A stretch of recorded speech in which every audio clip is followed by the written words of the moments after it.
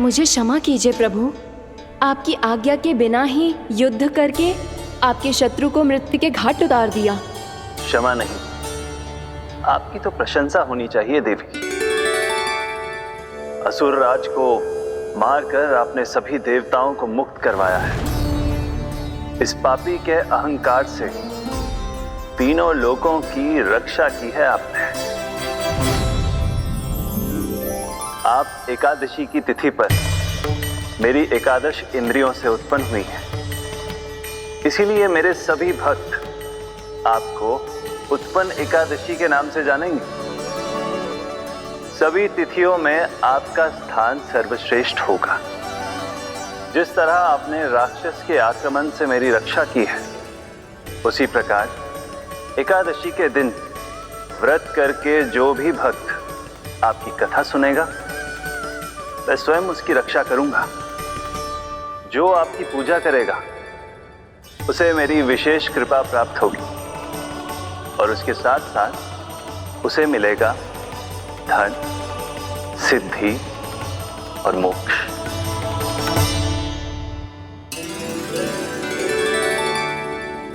इसीलिए आज के दिन व्रत रखने का बहुत अधिक महत्व होता है। बोलो एकादशी मैया की जय। बोलो श्री नारायण भगवान की जय।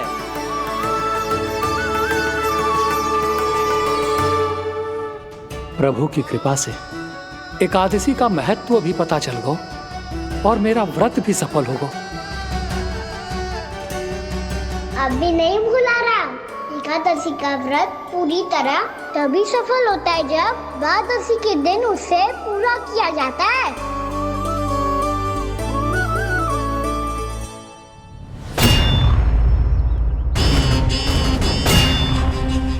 आवश्यक है आपको यह आभास होना कि उस विष्णु अवतार को पराजित करने के लिए आपके साधारण योद्धाओं में वो सामर्थ्य नहीं है। वो विष्णु अवतार कुछ अधिक ही असाधारण है।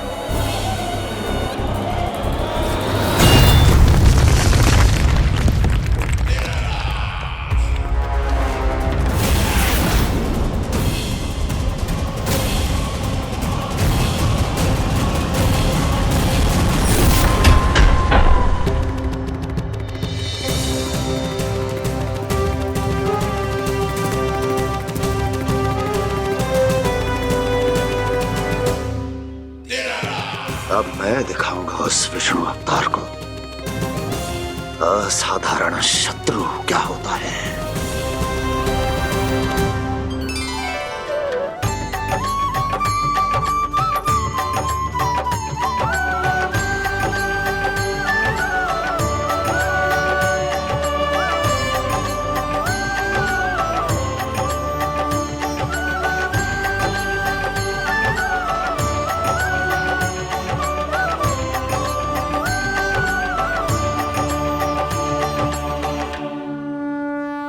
मामा अधीर हो रहे हैं, पर मैया ने मुझे अभी तक बाहर जाने की आज्ञा नहीं दी है। अभी उन्हें किसी और राक्षस को यहाँ भेजने से रोकने के लिए मुझे ही कुछ करना होगा।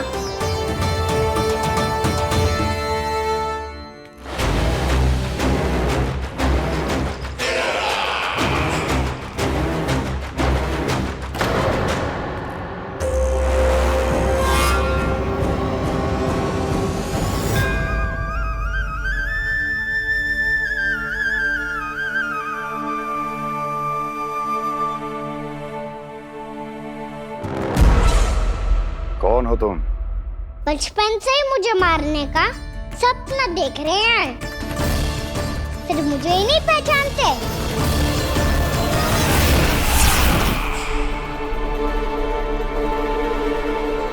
बचपन से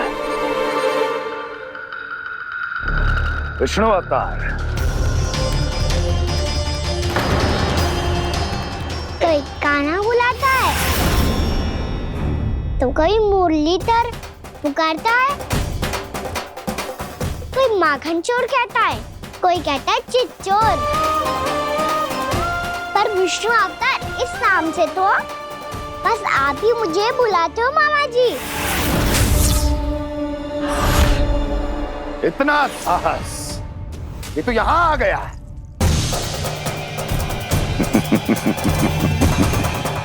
यहां आ तो गया तू विष्णु अवतार, किंतु यहां से जीवित नहीं जाएगा। तेरे इस शीश को तेरे धड़ से अलग कर दूंगा मैं।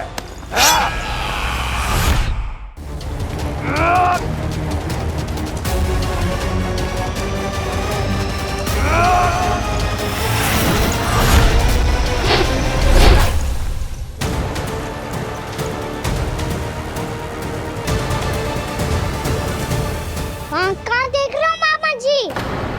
मैं तैयार हूँ।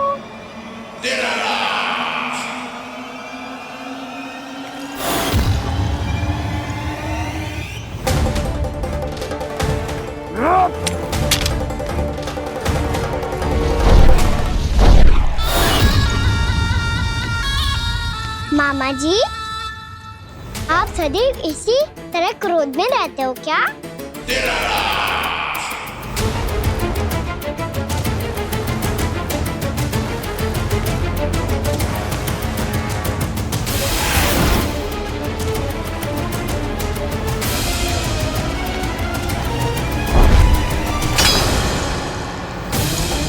छोड़, छोड़ मेरी तलवार को। छोड़ो तो तब जब पकड़ा हूँ।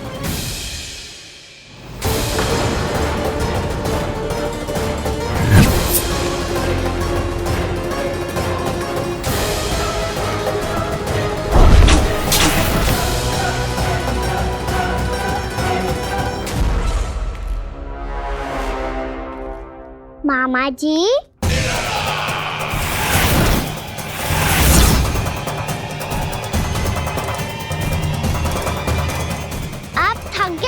थोड़ा विश्राम कर लो। आपका तो पता नहीं, मैं अवश्य थक गया हूँ।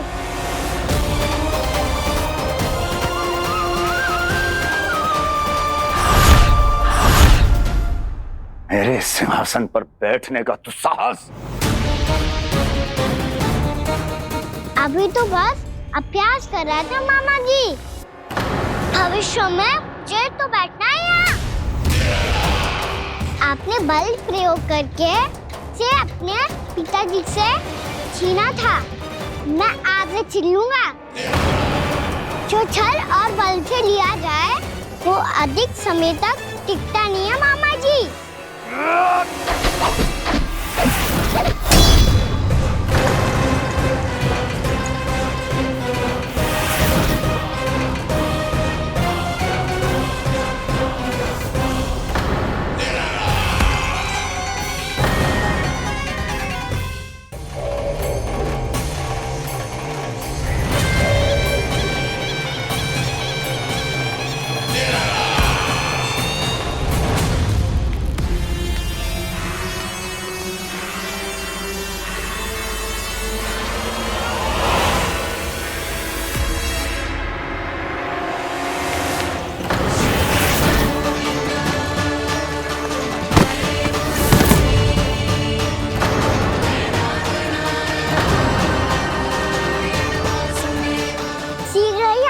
सिंहासन छोड़ना होगा।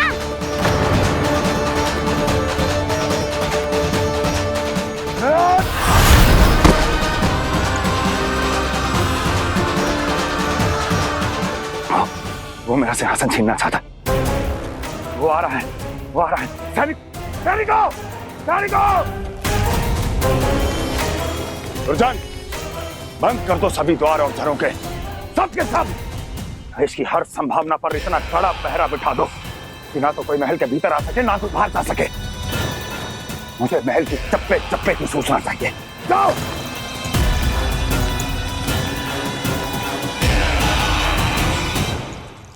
सिंहासन।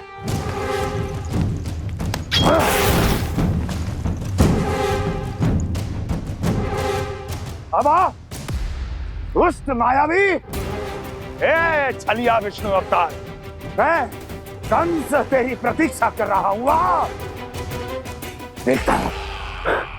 देखता हूँ मेरे सिंहासन पर कैसे बैठता है तू।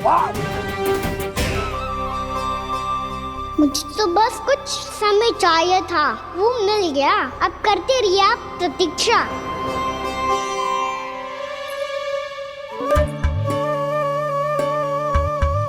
जी अपने आप से बातें क्यों कर रहे हो जी?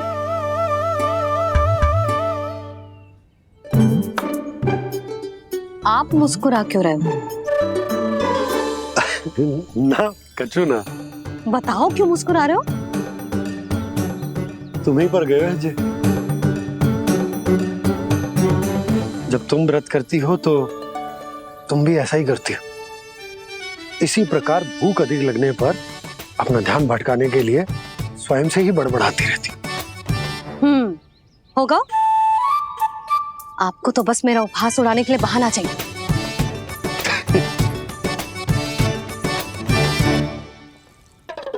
लल्ला, भूख लगी है? ना मैया, व्रत करे तो भूख कैसे लगेगी?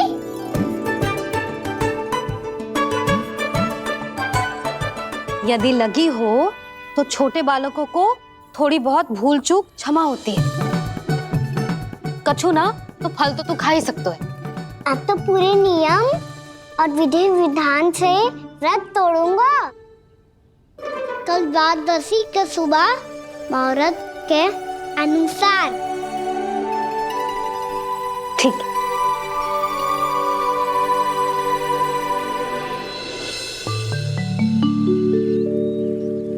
लल्ला, एकादशी समाप्त हो गई है, द्वादशी लग गई है। अब तू व्रत तोड़ सकते है। भोजन कर ले। ले।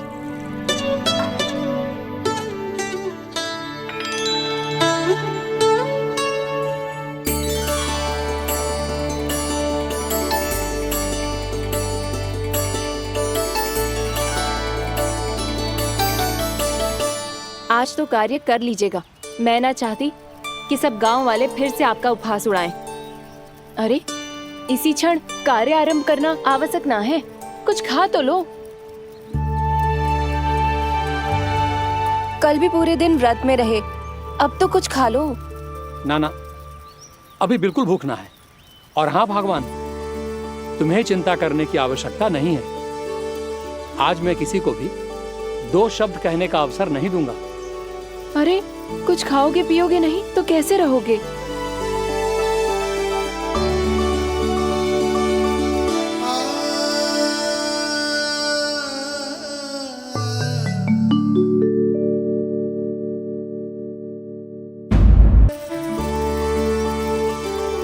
अरे, इसी क्षण कार्य आरंभ करना आवश्यक ना है। कुछ खा तो लो।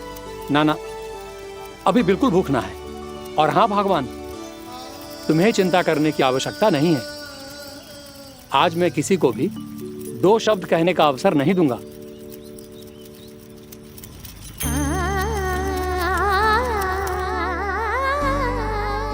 ठहर, मैं तेरे लिए मट्ठा लेके आती हूँ। व्रत के बाद पीने से पेट ठंडा रहता है। रुक।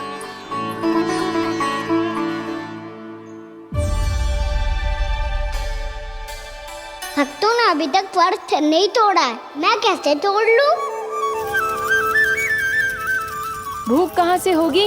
श्री हरि नाम से पेट तो भर लेते हो। श्री हरि श्री हरि श्री हरि।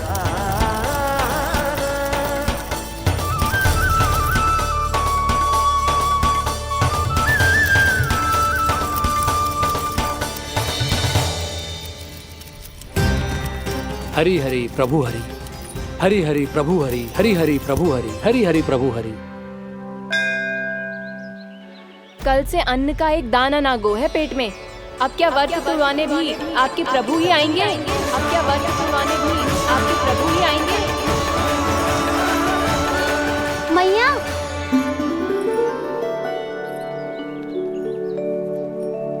मैया पहले व्रत तोड़ के कच्चू खा तो लो।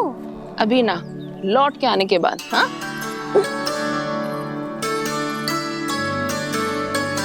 बलराम, ठहरो पुत्र, पहले कुछ खा लो। व्रत तोड़ना आवश्यक होता है।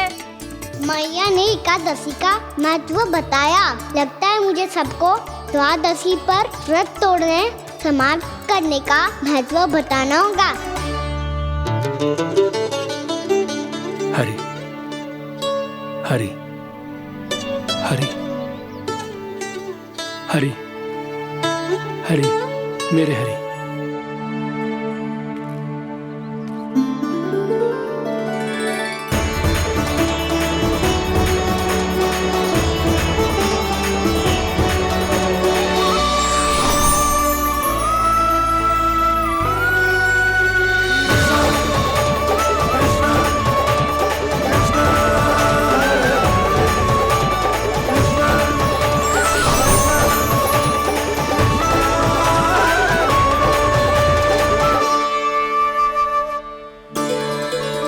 अभी अभी तो मैंने बच्चों की मां को वचन दिया था कि आज किसी को शिकायत करने का अवसर ना दूंगा, और अब मैं प्रभु श्री हरि की कल्पना जसोमती रानी के लल्ला में ही करने लगा।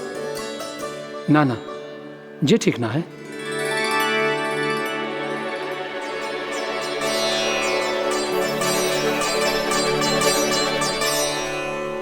ठीक ही तो है, बिल्कुल सही पहचाना है आपने। बड़े तो बड़े, अब तो बालक भी हमारा उपहास उड़ाने लगे। मैं आपका उपहास नहीं उड़ाने आया, मैं तो आपके एकादशी के व्रत को पूरा कराने आया हूँ।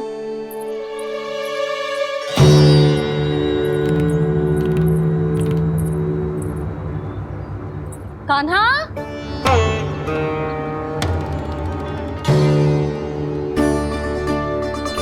तो ये रे आपकी छड़ी और ये रे मेरी पीठ, सेक देना ताकत तोड़। आज तो इसकी पीठ सेक के रहूंगी मैं। मैया घर पे भूखी मुझे ढूंढ रही होगी। लो आज द्वादशी के दिन पहले प्रहर में भोजन करके अपना एकादशी का व्रत पूरा करो आप। धन्यवाद राजकुमार, पर अभी हमें भूख नहीं है। बहुत सारा काम पड़ा है, और अभी थोड़ी ही देर में शंकरी बहन भी अपनी मटकी लेने आती होंगी।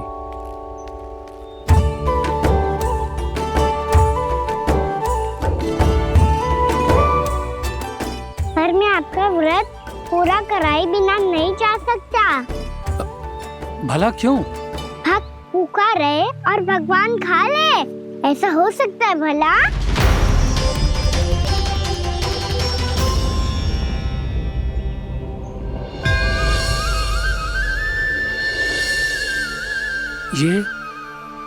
ये कैसा भ्रम हो रहा है मुझे?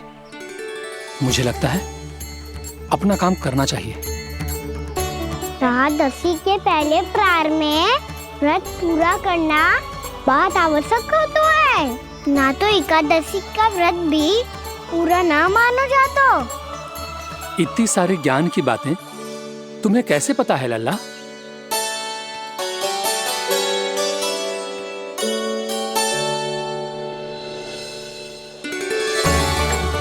जैसे एकादशी की कथा होती है, वैसे द्वादशी की महिमा भी एक बहुत महत्वपूर्ण कथा है।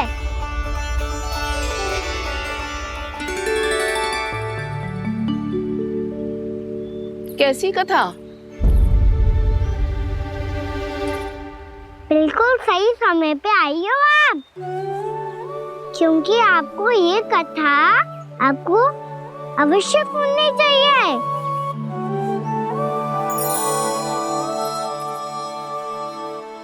मुझे क्यों?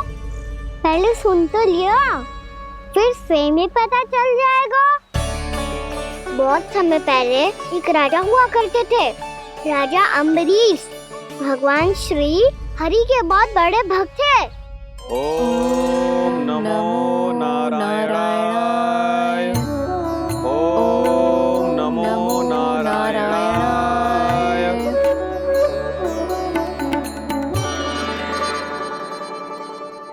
नेक पुण्य के काम करते थे वो। अपनी पत्नी के साथ हरि का नाम जपते रहते थे। उन्होंने 12 माह एकादशी का व्रत करो, निर्जल पास किया, और जब उनकी 12वीं एकादशी का व्रत द्वादशी के दिन तोड़ने का समय हुआ, तभी महर्षि दुर्वासा अपने 100 शिष्यों के साथ उनके महल में पधारे।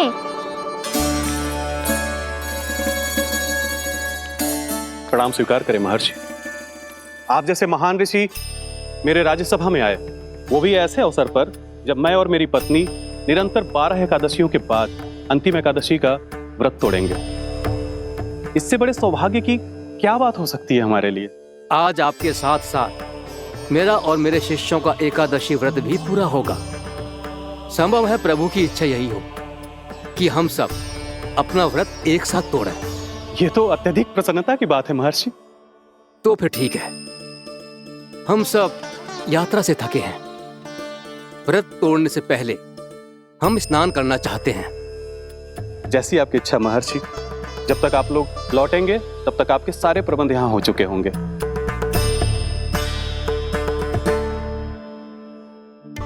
महर्षि दुर्वासा स्नान करने गए थे, पर उन्हें लौटने में विलंब हो रहा था और इधर द्वादशी पर व्रत पूरा करने का मुहूर्त बीता जा रहा था।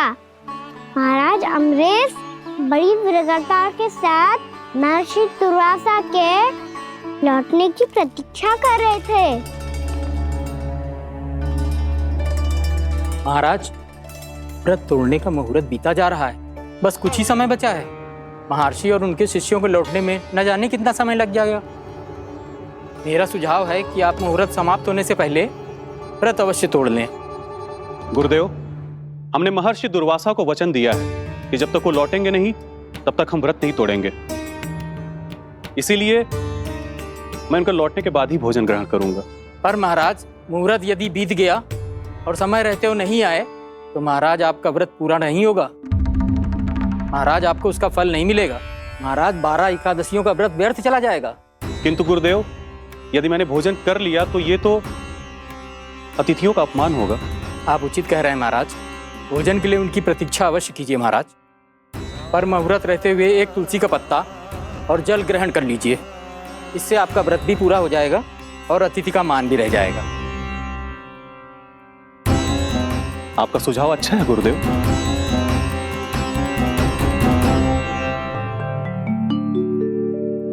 जैसे ही महाराज ने तुलसी का पत्ता खाया, वैसे ही महर्षि दुर्वासा लौट आए। महाराज,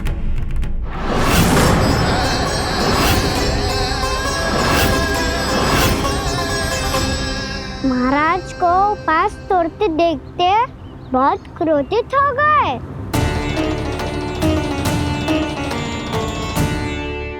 बहुत बड़े भक्त हैं आप, परंतु आप ये नहीं जानते अपने अतिथियों के साथ कैसा व्यवहार करना चाहिए।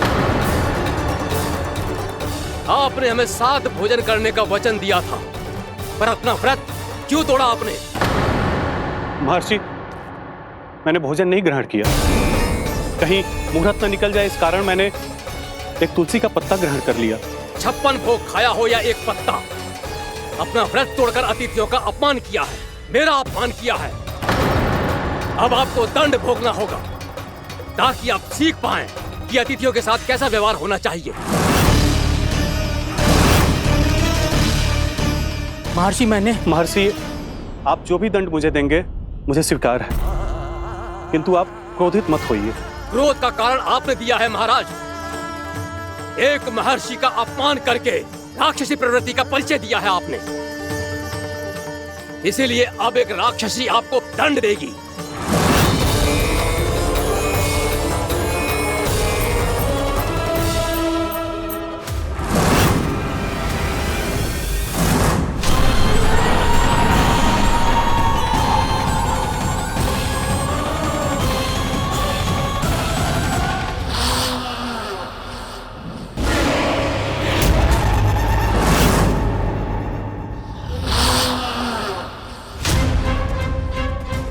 हे प्रभु, यदि मैंने सच में महर्षि का अपमान करने की भूल की हो तो मैं उसका परिणाम भोगने के लिए प्रस्तुत हूं।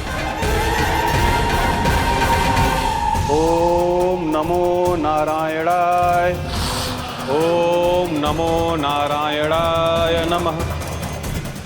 महर्षि दुर्वासा को यह आभास ही नहीं था कि महाराज अम्बरीश ने उनका अपमान नहीं किया था, फिर भी उसे अपमान मान के वो श्री नारायण के भक्त पे संदेह कर रहे थे। मैंने भी तो भोला राम की भक्ति पे संदेह किया था।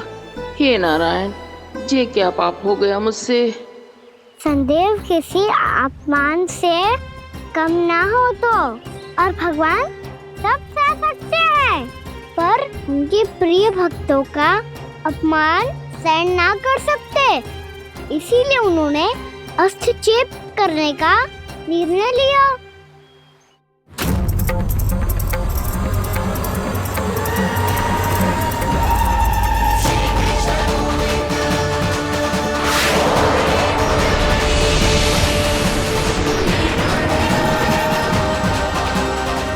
ओम नमो नारायणाय।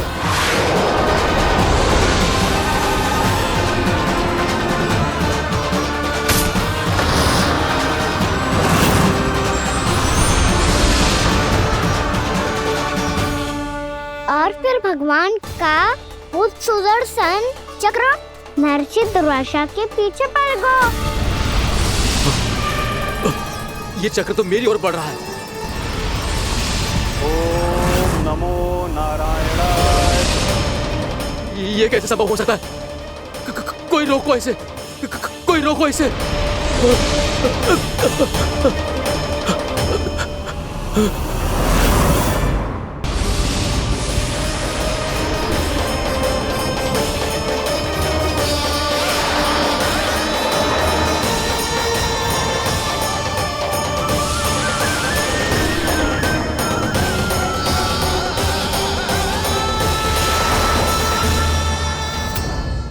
चक्र से अपने प्राण कैसे तैसे बचाते बचाते महर्षि दुर्वासा ब्रह्मलोक जा पहुँचे।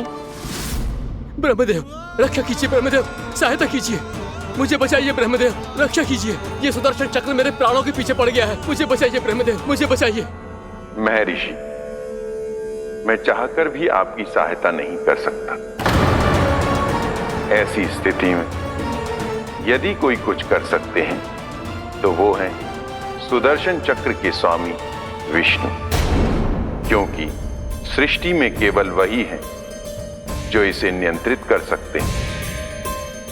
वो ही इसे वापस लौटने का आदेश देकर आपके प्राणों पर छाए हुए संकट को दूर कर सकते हैं। किंतु हां, मैं सुदर्शन चक्र से इतना अवश्य कहूंगा कि जब तक आप विष्णु लोक में पहुंच नहीं जाते, वो आपको किसी भी प्रकार की हानि ना पहुंचाए।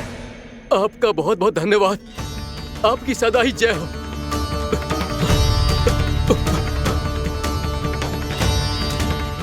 फिर क्या था? भागते भागते महर्षि दुर्वासा सीधे भगवान श्री हरि के शरण में बैकुंठ पहुंच गए। त्राहिमाम प्रभु, त्राहिमाम, मुझे बचाइए, मेरी सहायता कीजिए प्रभु, मेरी सहायता कीजिए।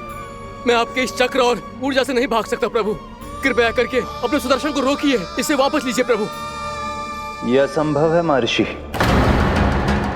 एक बार सुदर्शन चक्र मेरे हाथों से छूट जाए तो अपना उद्देश्य पूरा किए बिना, मेरे भक्तों की रक्षा किए बिना वापस नहीं लौटता।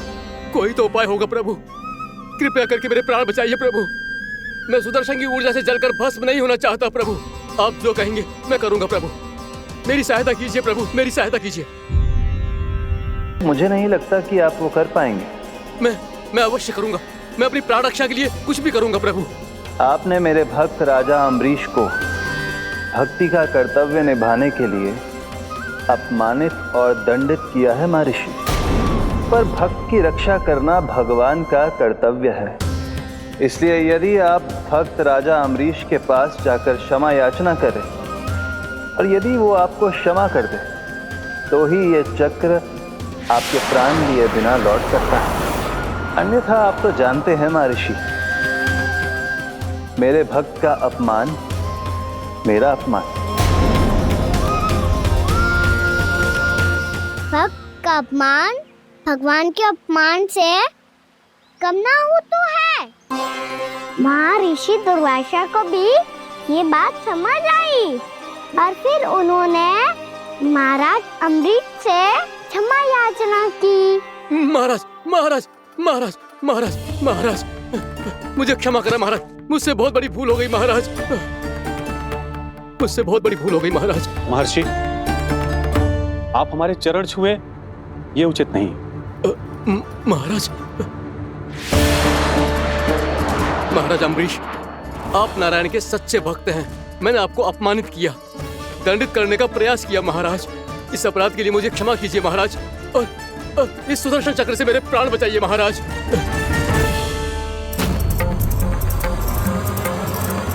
हे महान सुदर्शन, यदि महर्षि के लिए मेरे हृदय में अभी भी वही सम्मान और प्रेम हो जो इनके प्रथम आगमन पे था, तो कृपया आप अपने धाम वापस लौट जाइए।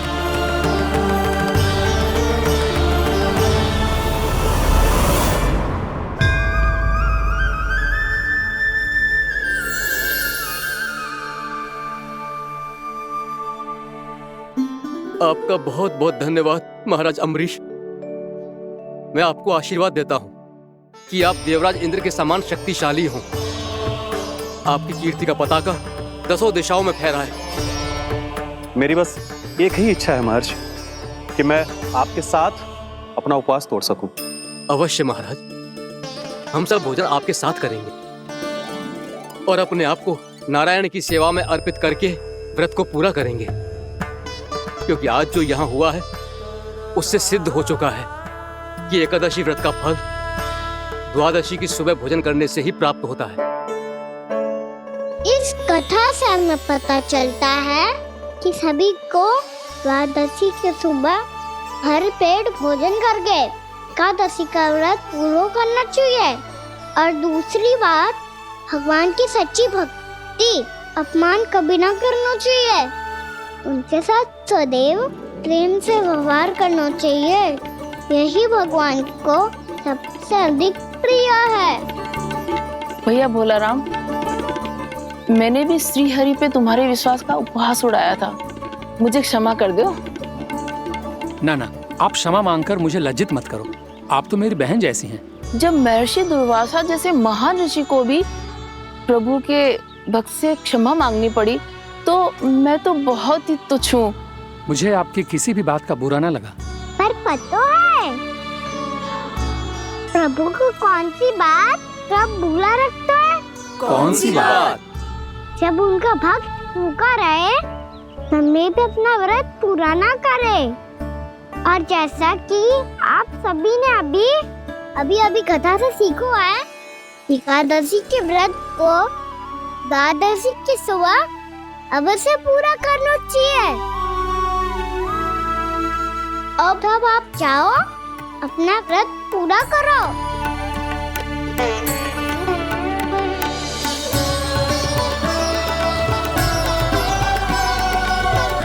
मैं आपके लिए जल लेके आती हूँ।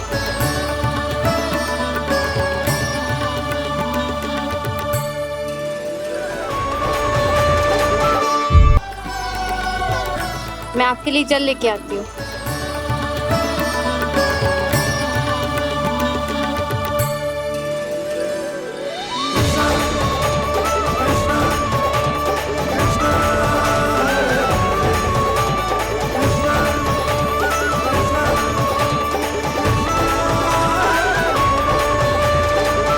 लो खाओ।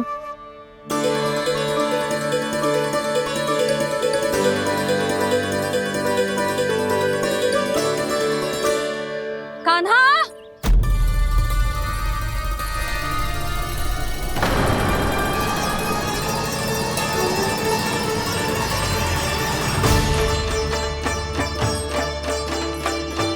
बोलो काका, सिगरेट छुपा लो मुझे, मैया आ रही है, बहुत क्रोध में लगती है।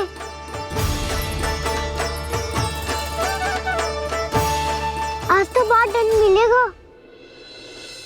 अभी क्षण भर पहले तो ये साक्षात भगवान के रूप में बात कर रहे थे, और अब अचानक ही ऐसे बालक बन गए जो मैया से दंड मिलने के भय से व्याकुल हैं। बोला काका, किस सोच में पड़ गए? दिख रहे, छुपा लो मुझे।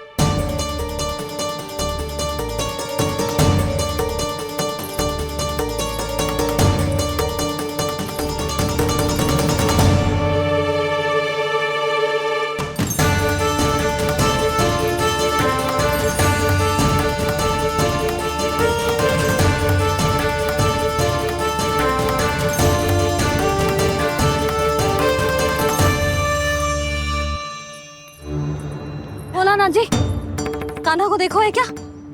मैंने तो अपने प्रभु को देखा है। मैं अपने लल्ला को ढूंढ रही हूँ, उसे देखो है आपने? वही तो मैं भी कह रहा हूँ जसोदा रानी, मैंने सिर्फ और सिर्फ अपने प्रभु को देखा है। ये तो अब भी अपनी भक्ति में ही खोया हुआ है। इससे पूछ के कछु लाभ ना है, मुझे ही ढूंढना पड़ेगा।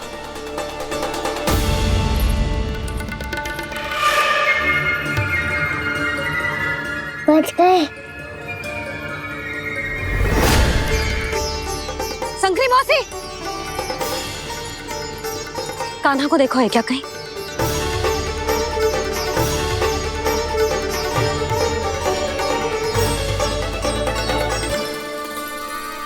बोला गंगा, मुझे शीघ्र निकालो ना यहाँ से। भैया फिर से इधर ही आ रही है। सब कहते थे श्री हरि मेरे घर ना आ सकते। देखो आज प्रभु आ गए, उन्होंने अपने हाथ से मेरा व्रत पूरा कराया।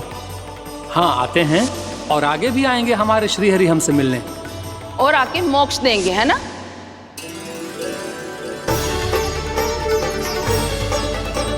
शीघ्र निकालो ना भोला काका, भैया आ रही है। मैं ना निकालूं? मेरा अर्थ है मैं निकालूंगा, अवश्य निकालूंगा, पर तब तक नहीं निकालूंगा जब तक आप मेरी सारी बातें मान नहीं लेते हैं। कौन सी बात? प्रभु मुझे मोक्ष प्रदान कर दीजिए प्रभु। तथास्तु। ना ना ना ना प्रभु, मेरे साथ साथ मेरे परिवार को भी मोक्ष दे दीजिए। तथास्तु। अब तो निकाल दो, मैया देख लेंगी। ना प्रभु, मेरे परिवार के साथ मुझसे जुड़ी हुई हर वस्तु, जीव जंतु, प्राणी, गाय बैल भैंस, सभी को मोक्ष प्रदान कर दीजिए प्रभु। तथास्तु। प्रभु आप सच में अद्भुत हैं। मैंने जो मांगा आपने बिना सोचे समझे सब प्रदान किया। मैं ही अपनी मांगे बढ़ाता रहा। प्रभु प्रभु मुझे क्षमा कर दीजिए, प्रभु मुझे क्षमा कर दीजिए।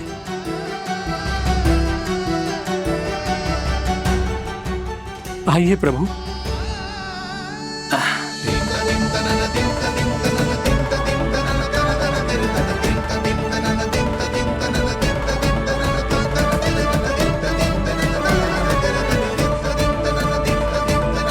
प्रभु आप तो प्रभु हो, हरि हो, भगवान हो।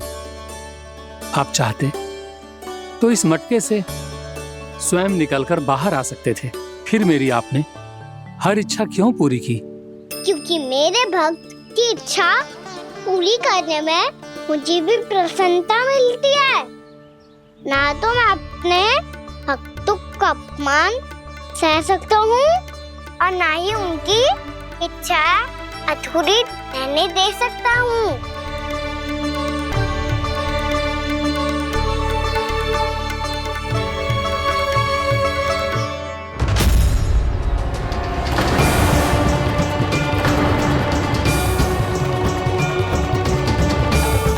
क्या कही थी तूने?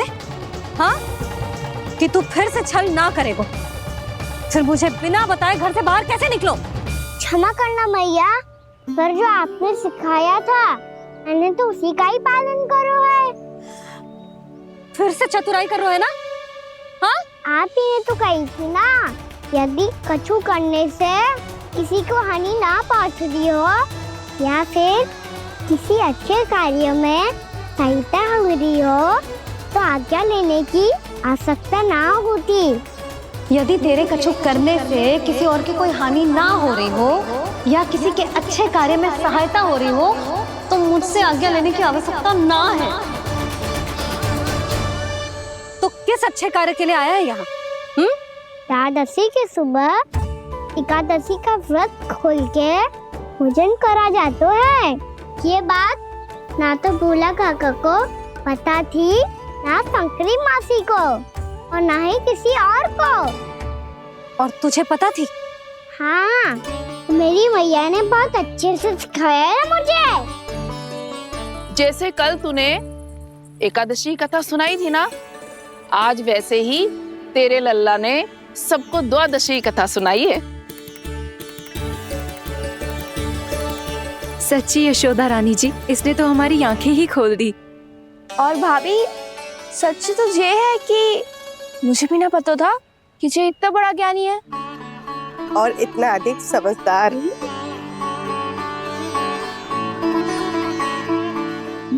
द्वादशी की कथा? वो तो मैंने इसे कभी सुना ही ना है।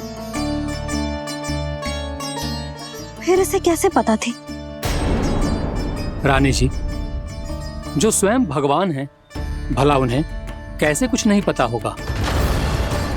मैंने तो इन्हें पहचान लिया, और हाँ, आप सब लोग भी इन्हें अपने अंतर्मन की आंखों से देखिए। हो सकता है इन्हें पहचान पाएं। ये कोई और नहीं है, श्री नारायण है, मेरे श्री हरि, मेरे प्रभु। जय श्री हरि।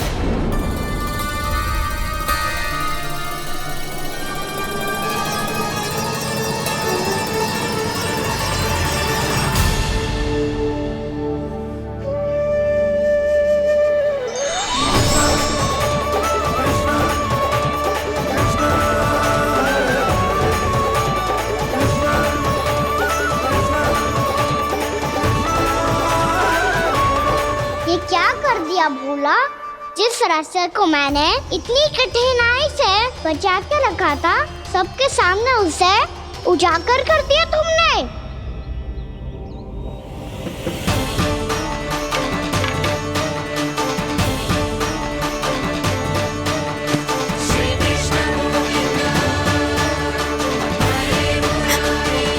नारायण, नारायण, श्री नारायण।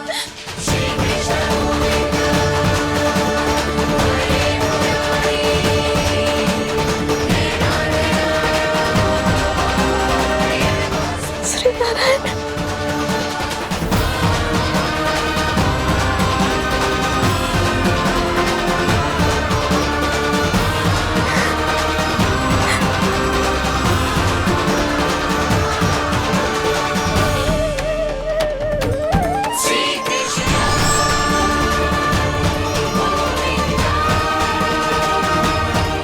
श्री नारायण प्रभु।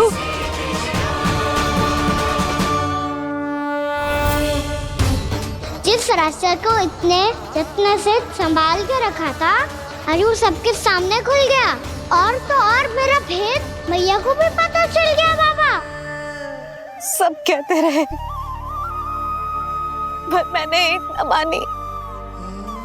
सबने कही थी कि आप भगवान हैं, पर मैं मूर्ख आपको पहचान ही ना पाई। कितनी अभागी हूं मैं।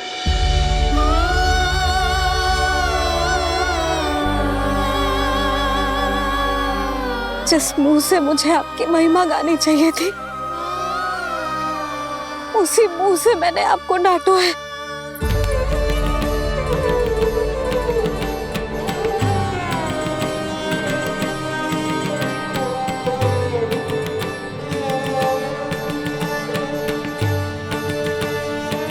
जिन हाथों से मुझे आपके चरण छूने चाहिए थे, उन हाथों से मैंने आपके कान पकड़े।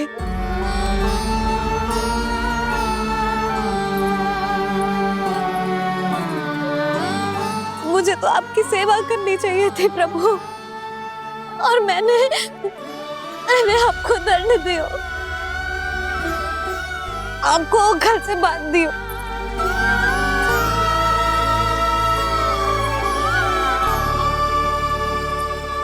बावली हो गई थी प्रभु। अपने श्री नारायण को, अपने प्रभु को एक साधारण सा बालक समझ लिया मैंने। मैं आपके लिए भगवान नहीं हूँ मैया, साधारण बालक ही हूँ, बस आपका लल्ला। बुद्धि भ्रष्ट हो गई थी, भूल पर भूल करती चली गई।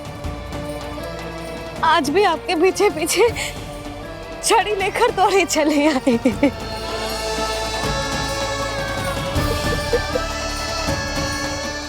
अपने आप को दोष मत दो मैया, आपके इस ममता के लिए तो जन्म लिया है मैंने। हमारा से मन बदलने मत दो, मेरे लिए वही पुरानी भैया बनी रहो आप, और मुझे रहने दो आपका वही नटखट लल्ला। मुझे क्षमा कर दो प्रभु, मुझे क्षमा कर दो। बाबा ये कैसा अंत हो गया आज? मैया तो मुझे भगवान मानने लगी, पर मैं इसे स्वीकार नहीं कर सकता। अभी नहीं बाबा, इतनी शीघ्र नहीं। आप ऐसे खड़े क्यों बाबा? कुछ ऐसा करो ना कि मैया फिर से मेरे मैया बन जाए। उनकी दृष्टि में भक्ति नहीं, ममता चाहिए मुझे। कान्हा, मेरे सामर्थ्य में हो तो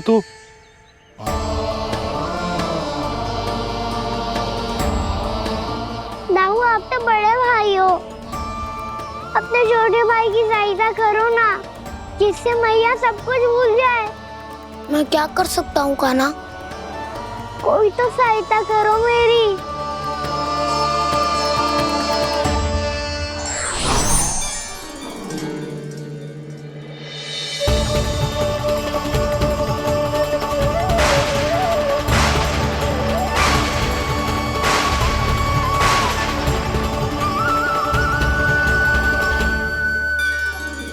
अपने आप को संभालिए प्रभु।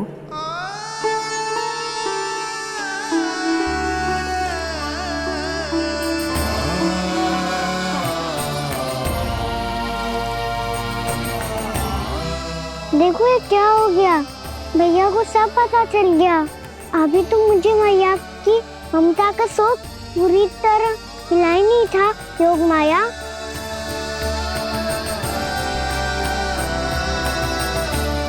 मेरी सहायता करो ना।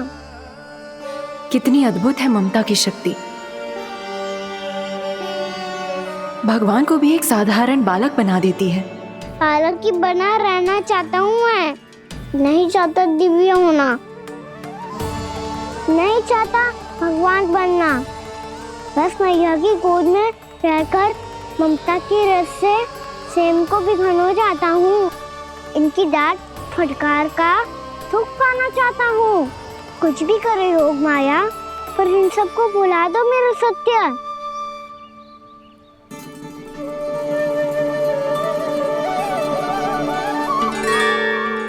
पर इन्हें तो मोक्ष का वरदान मिल गया है प्रभु, इसलिए इनके लिए समय की गति को लौटा पाना संभव नहीं होगा। प्रभु, अब मुझे ये सब भूलने की कोई आवश्यकता नहीं है। मुझसे जो त्रुटि हुई है अब वो दोबारा कभी नहीं होगी, और आज के बाद आपका ये सत्य मैं किसी को नहीं बताऊंगा प्रभु, क्योंकि मुझे पता चल गया है कि आपका यशोमती मैया के लल्ला बने रहना कितना आवश्यक है।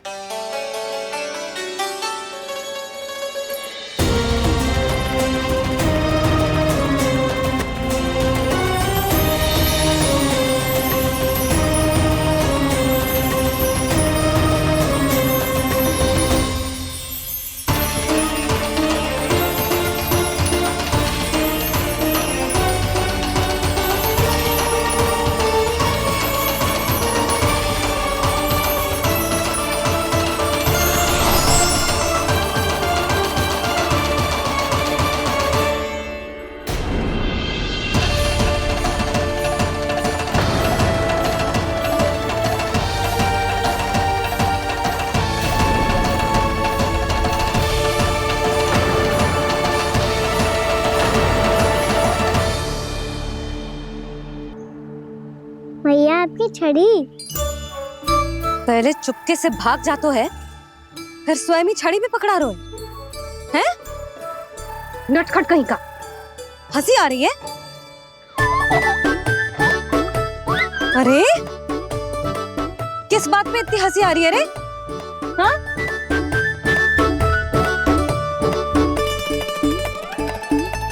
आपकी लीला अद्भुत है प्रभु, और अद्भुत है आपका मैया के प्रति प्रेम। हंसी ना है मैया, ये तो प्रसन्नता है, अपने मैया से मिल जाने की प्रसन्नता। अच्छा, ढूंढ मैं तुझे रही हूँ और तू कह रहे हो कि मैं मिल गई तुझे?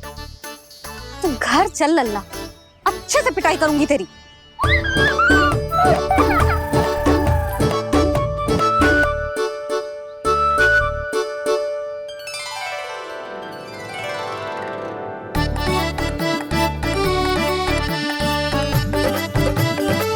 जब पिटाई से गाल लाल होंगे ना तेरे, तब हंसी बंद होगी तेरी। चल।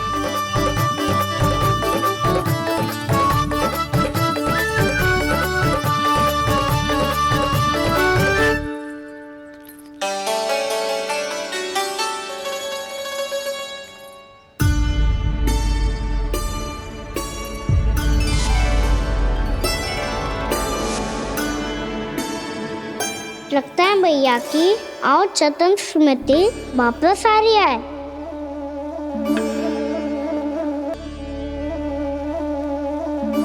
यशोदा, क्या होगो? ना कछु ना। आपको बताऊंगी तो और हंसेंगे मुझ पे। बोल दो, मैं उपास ना उड़ाऊं, सच्ची। देखो देखो इसे कैसे हंस रहा है। मेरे हाथ में छड़ी है, मैया क्रोधित है, पर जे तनिक में बहना लग रहा है इसे। हाँ, हंसे जा रहा है।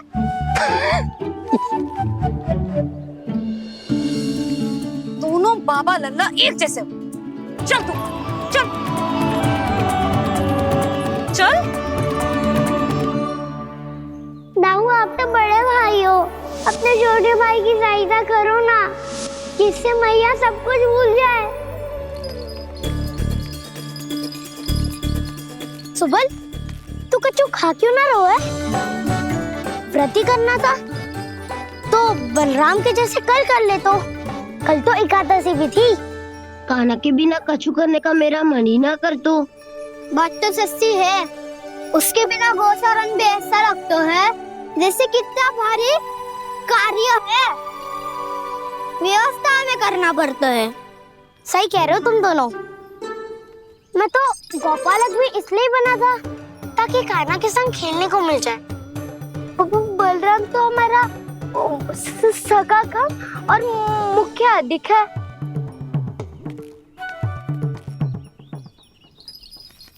रुक जाओ, तुम सब कुछ देर विश्राम कर सकते हो।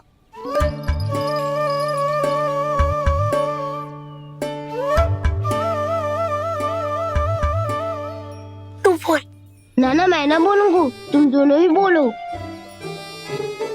और तुम सबका सखा पहले हूँ और टोली का मुखिया बाद में, इसलिए घबराने की आवश्यकता नहीं है। जो भी बात है बिना हिचक बता सकते हो मुझे। तो फिर कुछ ऐसा करो ना कि कान्हा फिर से हमारे साथ गौचारण करने के लिए आने लगे।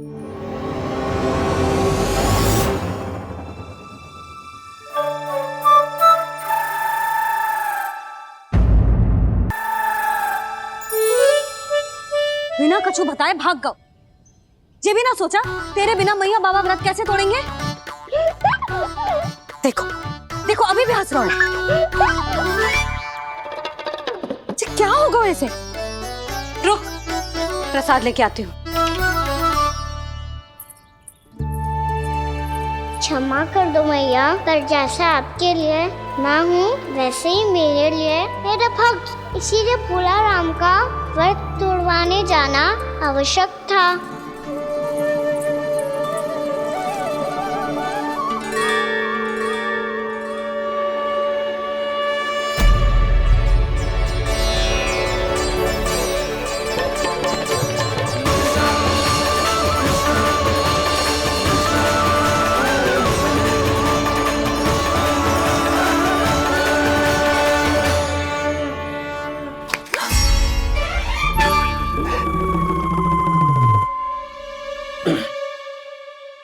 सुधा, फिर से खो गई तुम। अरे कौन से स्वप्न लोक में चली जाती हो तुम बार बार? हमें भी बताओ। माया का प्रभाव ममता पर अधिक समय तक नहीं रह पाता प्रभु। अरे बोलो ना यशोदा, क्या सोच रही थी?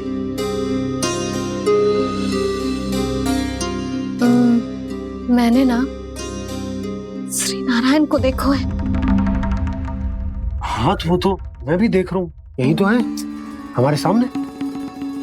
ये वाले ना, तो मैंने साक्षात श्री नारायण को देखो है,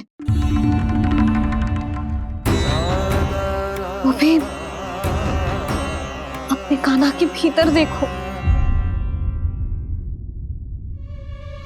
कान्हा के भीतर? ना मतलब कान्हा और ये दोनों आमने सामने थे। मैं कुछ समझो ना यशोदा। नारायण और कान्हा दोनों आमने सामने थे? ना, मेरे कहने का अर्थ है कि कान्हा और श्री नारायण एक दूसरे के आगे पीछे थे। अच्छा, तो मतलब श्री नारायण आगे थे और कान्हा पीछे था। पर अगर कान्हा पीछे था तो तुमने कैसे देखा? ओहो, कान्हा आगे था, श्री नारायण पीछे थे।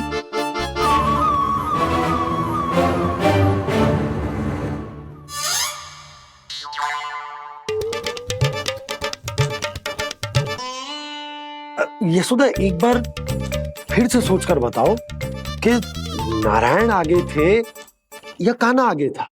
ठीक से याद करो। बहुत बता तो रही हूँ जी, थोड़ी धुंधली धुंधली सी स्मृति है। बाबा, इससे पहले कि उनके संदेह की अग्नि स्मृति की वायु पाकर और भड़क जाए, कुछ भी करो और बुझाओ इसे। स्वप्न देखो है तुमने? हाँ, संभव है स्वप्न ही था। पर यदि स्वप्न था तो सुबह सुबह उठते ही उसकी स्मृति क्यों ना आई? अब क्यों आ रही है उसकी स्मृति? और वो भी तब से जब से मैं भोलाराम के यहाँ से कान्हा को लेके आई हूँ। और जब मैं गई थी तो छड़ी मेरे हाथ में थी, पर फिर कान्हा ने मुझे छड़ी दी और मैं बैठी हुई थी। इस बीच कछु तो हुआ है। भैया की अचेतन स्मृति वापस आ रही है। अब मुझे ही कुछ करना होगा। मुझे लगता है जी, जब मैं वहाँ गई ना, भैया व्रत पूरा करने का सुबह मुहूर्त निकल जाएगा और अब तो भूख भी बहुत तीव्र लग रही है। हे नारायण, मैं तो भूल ही गई कि लल्ला भी तो कल से भूखा है।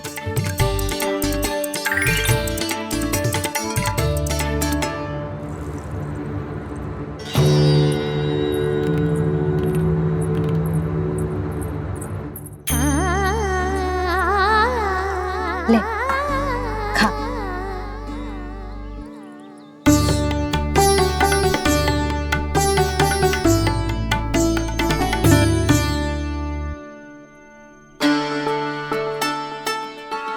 संतान की चिंता में सब कुछ भुला दे, ऐसी ही होती है ममता। और कान्हा को अच्छे से पता है कि इसको लाभ कैसे उठाना है। हाँ बाबा, लाभ ना, मैं तो मैया की ममता का आनंद उठाना चाहता हूँ, जितना संभव है उससे भी अधिक।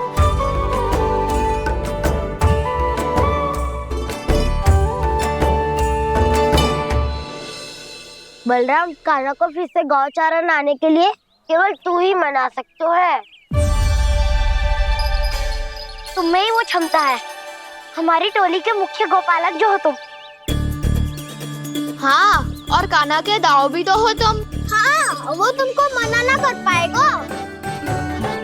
तुझे छोटा होने के नाते तुम्हारे आदेश का पालन तो करना ही चाहिए कान्हा को।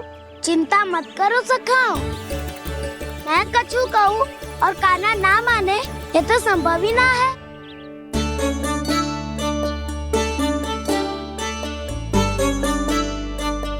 आज जो हुआ ना जाने और कितने समय तक मेरा सत्य आपसे छिपा रह पाएगा, इसीलिए आपसे अधिक से अधिक समय मैं आपके साथ ही बिताऊंगा।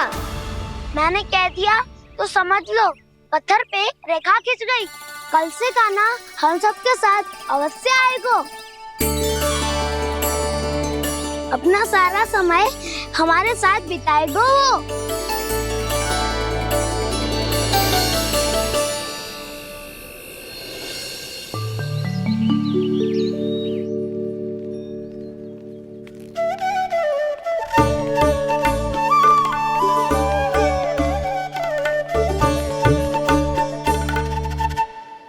अभी तक तैयार नहीं हुए? तैयार? गौचारण के लिए चलना है ना, तुम्हें लेने आया हूँ। नाना तो मैं ना चल सकता, मुझे आज्ञा ना है। वो तो माखन चोरी के लिए भी नहीं थी। उस दिन जो वक्कासुर के सामने चले गए थे तुम, तभी तो नहीं थी आज्ञा। इसलिए आज्ञा का बहाना मत ही बनाओ ना। बहाना नहीं दाऊ, मैं तो सच्ची कह रहा हूँ। मैया को फिर से दुखी ना कर सकते हो और हम सबको दुखी कर सकते हो तुम। आज मैं तुम्हारी एक ना सुनूंगा कान्हा। घर पे रहते हुए कितने सप्ताह हो गए तुम्हें?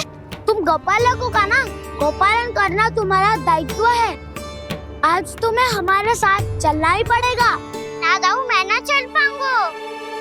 बलराम, तुम तो कह रहे थे कि कान्हा तुम्हारी हर बात मानता है, पर इसने तो बड़े भाई का अनादर कर दिया। रुक जाओ कान्हा, सत्य बताओ, तुम छोटी माँ के कारण वन नहीं चल रहे हो या अब तुम्हें हमारे साथ रहना ही अच्छा नहीं लगता? कहीं ऐसा तो नहीं गौचारण में तुम्हारी रुचि समाप्त हो गई हो? ना दाऊ, ऐसा कछु ना है। मुझे गौचारण की बात प्रिय है और आप सबका साथ भी।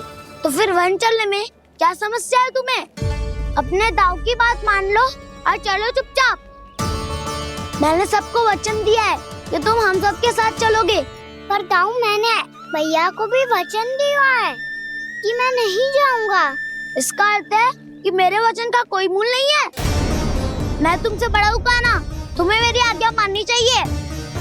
मुझे भी तो वचन दिया था तुमने। दाऊ, आप समझ क्यों ना रहे? मैंने कहा ना मैं नहीं जा सकता। रुक जाओ कान्हा।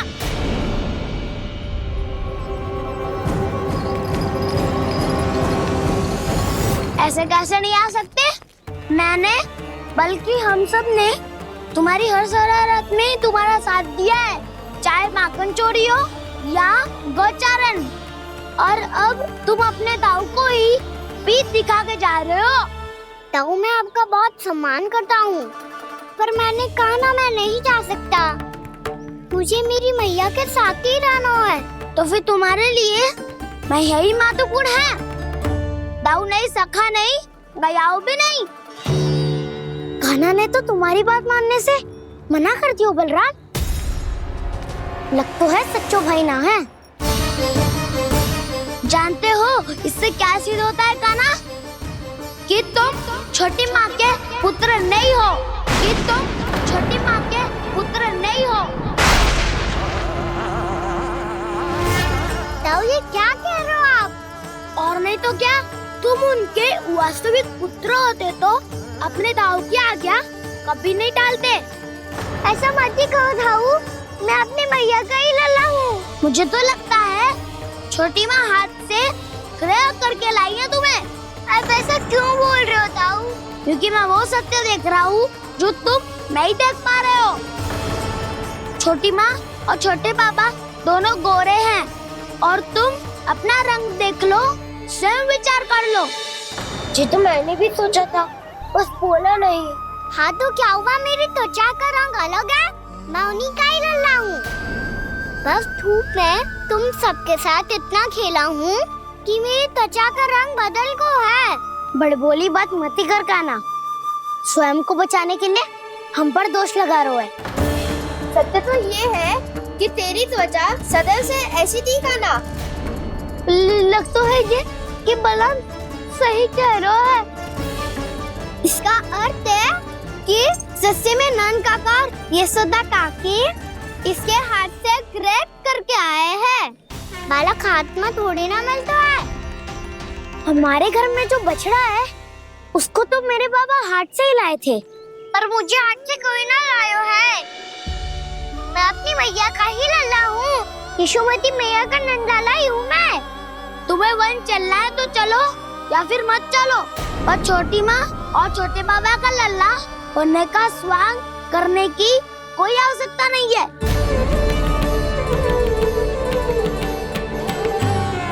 तुम भी अति करते हो कान्हा। कब एक बालक की तरह व्यवहार करते हो और कब भगवान की तरह, कुछ समझ में नहीं आता।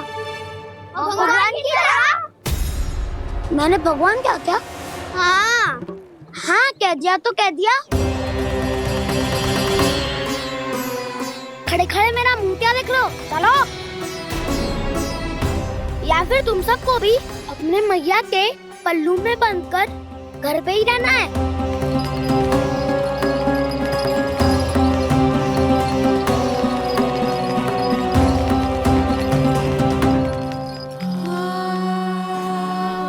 जानते हो इससे क्या सिद्ध होता है कान्हा? कि तुम छोटी माँ के पुत्र नहीं हो, कि तुम छोटी माँ के पुत्र नहीं हो।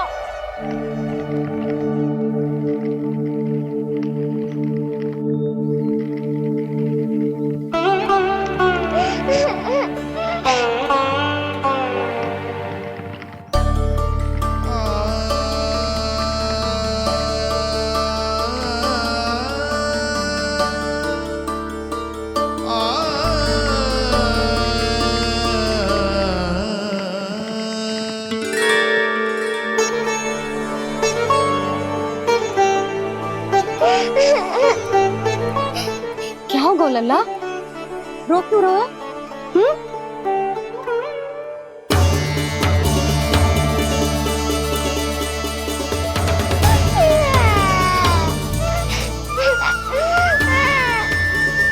अरे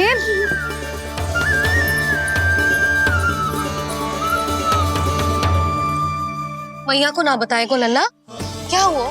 हाँ लल्ला, क्यों रो रहे हो लल्ला? बता, किसी ने कछु कही है क्या? क्या होगा लल्ला? मैं आपका लल्ला ना हूँ।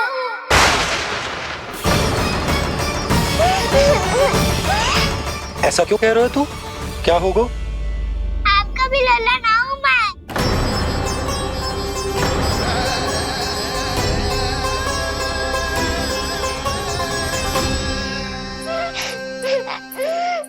लल्ला, कान्हा, जे क्यों कह रहे हो लल्ला? मुझे पता चल गया है, मैं आप दोनों का लल्ला ना हूँ।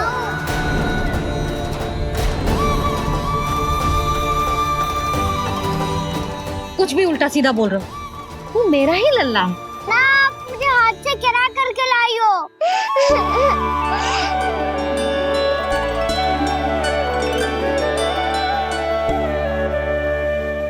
लल्ला, तुझे किसने कही कि हाट में बालक मिलते हैं? मिलते हैं, पूरी गैया का बालक भी तो हाट से ही आयो है। अच्छा, क्षण भर के लिए मान लिया कि हाट में बालक मिलते हैं, पर तुझे कैसे पता चला कि तुझे हाट से ही लेके आए हैं? मेरा रंग देखो और फिर अपना हाथ देखो। मैं रात के अंधेरा जैसा हूँ और आप दिल की उजाली जैसी। पापा का रंग भी आप जैसा ही है, बस मैं ही बावला हूँ।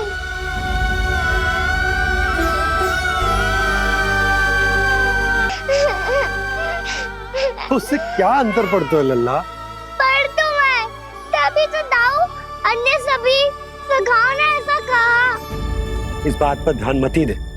माँ की ममता और बाबा का स्नेह, इसका कोई रंग ना हो तो है लल्ला। तो फिर आप ही बताओ, भैया क्यों गोरी और मैं क्यों काला?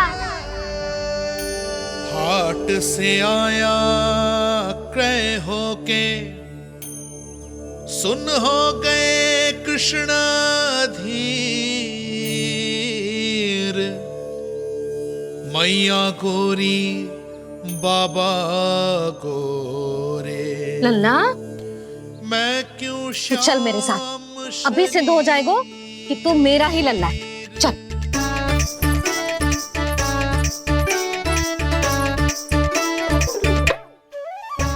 ये दोनों लल्ला और मैया का मन कछु समझ ही ना आता, कछु ना कछु उटपटांग करते ही रहते हैं दोनों।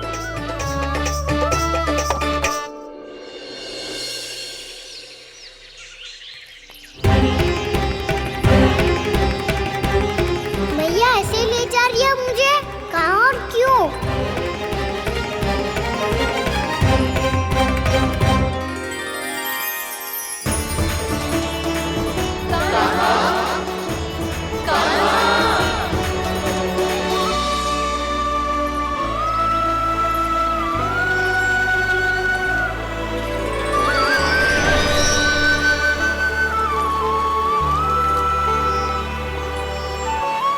खाना आए हैं, कितने दिनों के बाद खाना आए हैं।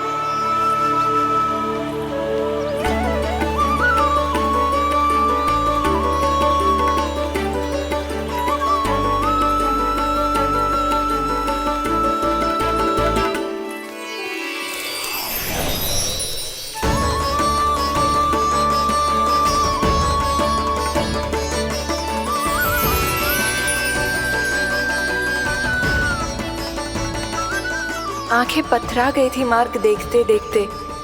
आज बहुत दिनों के बाद आपके दर्शन करके मेरे वन का और मेरे मन का कोना कोना जैसे खिल उठा हो। बलराम, तुम्हारी योजना का भी कोई लाभ ना हो। योजना बना के छल में फंसाना मुझे नहीं आता। इस सब में तो केवल कान्हा ही प्रवीण है। कल उसने यशोदा काकी से हम सबकी शिकायत कर दी तो ले लग तो है कर रही थी, वो देखो। आजा।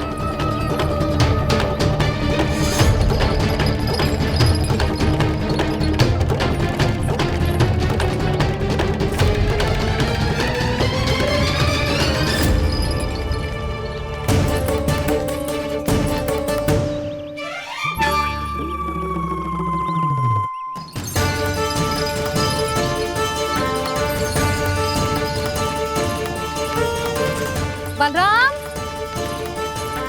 बलराम,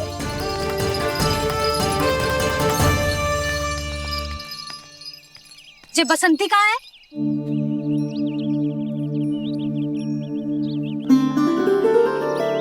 ये देख बसंती, हाँ, और उसका लल्ला वो गोपी। उन दोनों की त्वचा का रंग एक सा है? कान्हा, तू देख के बता, बसंती और उसके लल्ला का रंग एक सा है? और ये देख डमरू, इसका जन्म तो तेरे सामने हुआ था ना, हाँ? और उसकी मैया गोमती, इन दोनों की त्वचा का मिलान कर, एक सा रंग है?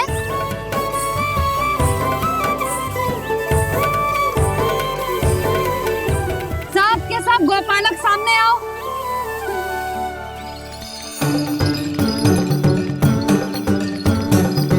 अब तुम सब भी देख के बताओ, दोनों की त्वचा एक जैसी है या रंग अलग अलग है?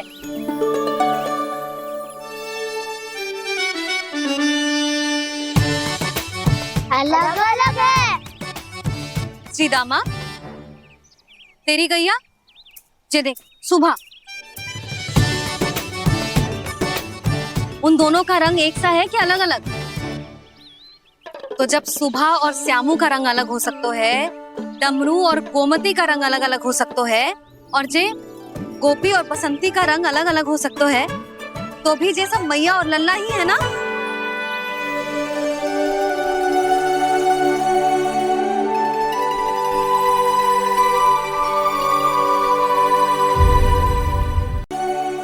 यदि मेरे और लल्ला का रंग अलग अलग है तो हम मैया और लल्ला ना हो सकते?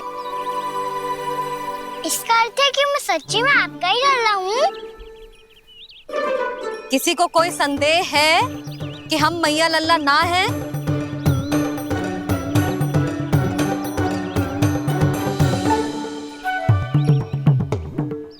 कोई संदेह है? नहीं छोटी माँ, मुझे कोई संदेह नहीं है। मैं तो बस अपने छोटे भाई के साथ परिहास कर रहा था।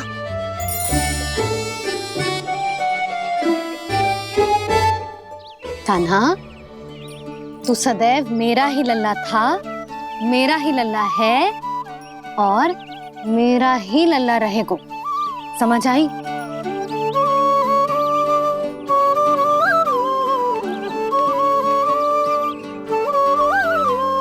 सुनियो सबने, मैं हूँ यशोमती मैया का कंताला। मैं हूँ यशोमती मैया का कंताला। मैं हूँ यशोमती मैया का कंताला। यशोमती मैया के नंदी लाला, यशोमती मैया के नंदी लाला।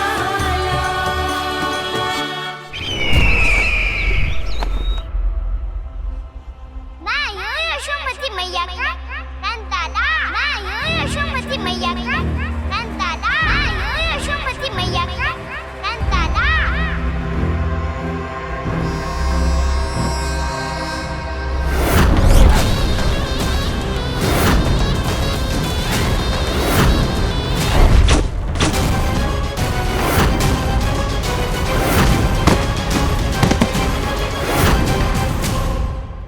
क्षमा कर दो कान्हा, जब तुमने मेरी बात ना मानी तो मैंने क्रोध में उल्टा सीधा बोल दिया।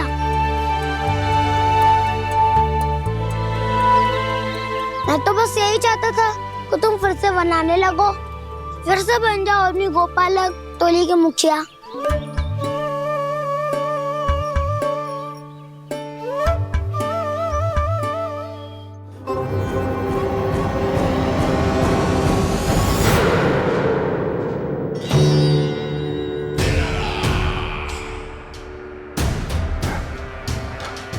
फिर आ गया तू। दुर्जन, प्रहरियों, आओ और इस बालक को बंदी गृह में डाल दो। सचेत होइए महाराज।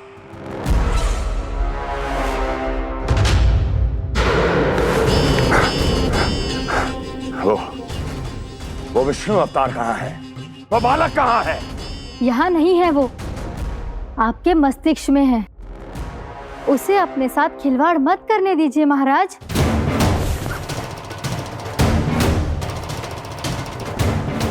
वो यही है, मैंने देखा है उसे। स्वयं को संभालिए महाराज, आपको भयभीत होने का कोई अधिकार नहीं है। आप स्वयं को भूल चुके हैं महाराज। आप तो वो कंस है जिन्होंने अपने पिता को भी कारागार में बंद करवा दिया था और उनसे सिंहासन का अधिकार छीन लिया था। आप तो वो कंस है जिन्होंने अपनी सुरक्षा के लिए वर्षों से अपनी प्रिय बहन और बहनोई को बंदी बनाकर रखा है। आप तो वो कंस है जिन्होंने अपने कितने ही भांजों को अपने ही हाथों से यमलोक पहुंचा दिया है ताकि आपका शत्रु ना पनप सके। ये समय भयभीत होने का नहीं है महाराज, पर यदि आपके मन में ये संशय ऐसे ही बना रहा तो मैं आपको भी आपके पिताजी के साथ कारागार में बंदी बना दूंगी और उस विष्णु अवतार का सामना मैं स्वयं करूंगी।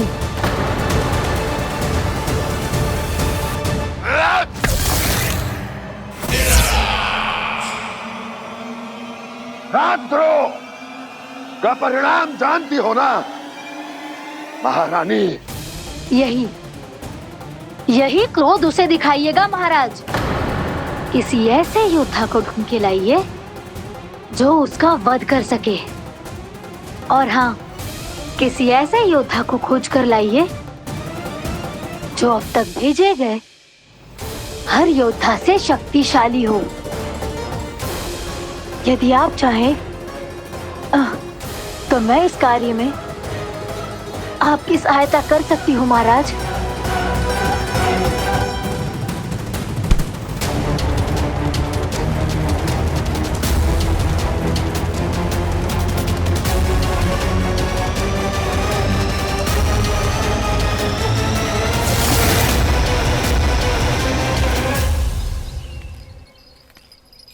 ये लो काना। ना, अब ये दायित्व आप ही संभालो। फिर तो मुझे मेरी मैया के साथ ही रहना है। अपना सारा समय बस इन्हीं के साथ ही बिताना चाहता हूँ मैं। पर तू दोनों कार्य कर सकता है काना। दिन में हमारे संग रह ले और शेष बचा सारा समय काकी के संग बिता ले। पिछले दिनों में कितना सीखा है हम सब ने, पर तुम वरना आकर ये सुनहरा अवसर गवा रहे हो काना।